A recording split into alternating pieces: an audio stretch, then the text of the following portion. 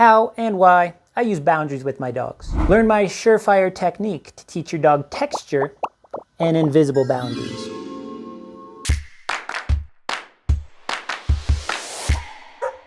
For the first month of training, I use the place command a lot whenever I need a dog to stay. I'm trying to use the raised or elevated area to build muscle memory so that they stay in the same spot and build some impulse control. But that's not possible in real life. You don't always have a dog bed or a couch with you.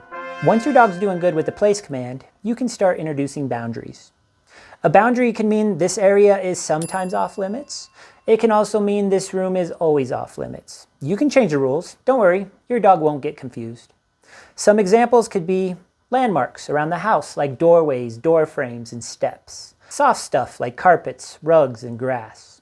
Hard stuff like wood, tile, and concrete. And invisible stuff like being on this side of the cabinet, or giving me some space, or staying in the garage. I call all soft stuff grass, even inside. I'm just lazy, but you can use any word you want. Just try and stay consistent. And if there's no texture boundary, I usually use the command scram. But again, you can use whatever word you want. The key is stay consistent. Here are a few times I use boundaries in my everyday life. In the bathroom. I don't need an audience all the time. In the kitchen. Stop tripping over your furry little land shark. Good girl. In your room. You can especially use it in nurseries with new babies, or to keep your dog out of your teenager's room. Good. Good girl. At the door. Finally, get some space so you can walk through the door like a normal human. In the yard. It keeps everyone safe and gives my dogs tons of freedom. When I need space. This works great with those pushy dogs. Good. And with aggression. Instead of punishing a warning like a growl or a snap, you can use the ability to kick your dog out of the room to really teach them a lesson. Good.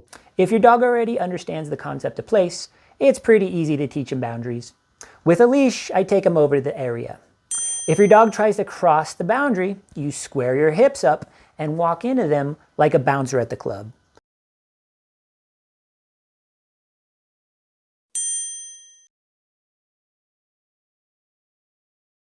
Try not to hesitate when you walk into your dog. Your dog will read that hesitation in your body language and literally and figuratively walk all over you. The key here is keep your hips square. If your dog tries to go around you, do the MC Hammer dance while keeping your hips square. This is one of the first times you're going to be pushing your dog. We can usually use the leash to help pull them, but you can use your body pressure to help push them if needed.